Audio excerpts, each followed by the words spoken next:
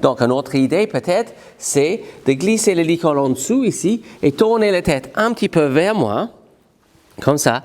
Et après, maintenant j'ai la tête du cheval, je glisse ça gentiment sur le nez et je ferme cette partie-là gentiment derrière ses oreilles. Donc, tout ce qu'on fait avec un cheval, il faut que c'est confortable pour vous, mais aussi confortable pour lui. On peut passer la main en dessous de la tête pour tenir le chanfrein également. Le filet est dans la main droite, le mors est à plat dans la paume de la main gauche et mettre le pouce à la commissure des lèvres permet au cheval d'entrouvrir les dents afin d'introduire le mors dans la bouche. Ensuite, je passe une oreille puis l'autre sans tirer le filet vers le haut, ce qui tirerait sur la commissure des lèvres. Je passe le toupet par-dessus le frontal. Quand je démarre la douche, je vais démarrer un petit peu à distance vers ici et je vais faire un petit peu plus près, j'enlève et un petit peu plus près, j'enlève. Et quand je mets sur les membres, si le cheval bouge un petit peu, par exemple, imaginons, il avance un petit peu, bah, je peux lui faire reculer. Ou s'il bouge l'épaule un petit peu vers là-bas, je peux amener l'épaule un petit peu vers ici. Mais chaque fois qu'il est immobile, j'arrête de doucher.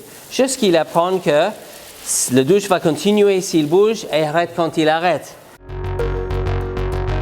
Au galop sur le pied droit, par exemple, le latéral droit, c'est-à-dire l'antérieur et le postérieur droit, se posent en avant du latéral gauche, antérieur gauche et postérieur gauche.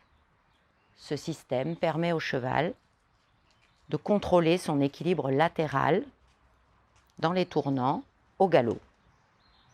Le cavalier doit donc s'assurer que son cheval galope sur le bon pied afin qu'il soit en équilibre dans les tournants.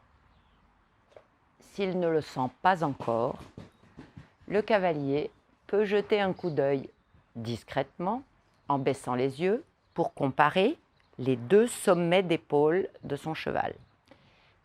Il compare les deux sommets d'épaule.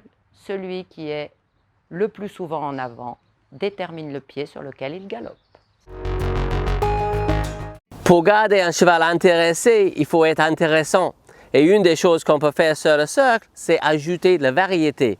Donc des transitions et aussi déplacer un petit peu. Donc je mets mon cheval sur le cercle et je peux accélérer, ralentir, accélérer et même déplacer.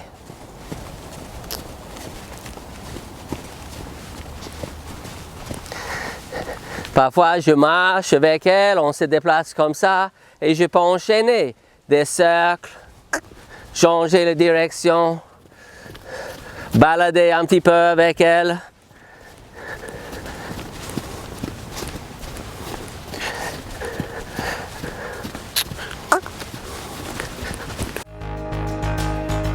Donc au niveau de l'outillage de maréchalerie, au niveau du parage, pour les outils de parage, il y a principalement ces trois outils.